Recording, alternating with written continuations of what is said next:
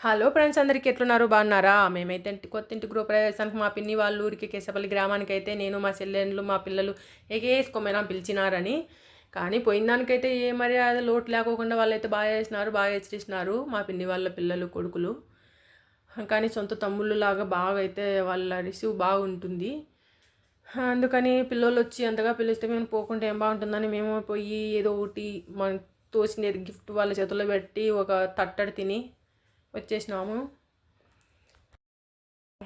పూజలన్నీ అయిపోయినాయి. మేము భయాలకి ఒకటి ఇండ్లు తిరిగేసుకొని ఒక ఇల్లు తీసుకొని వచ్చేసినాను. అత్తలు మామలు అత్త పిల్లలు చిన్నాయనలు అందరూ వీళ్ళే.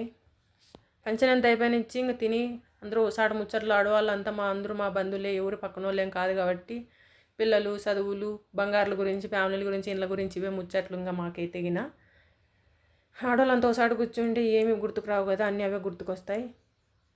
సబ్స్క్రైబ్ చేసుకోండి ఫ్రెండ్స్.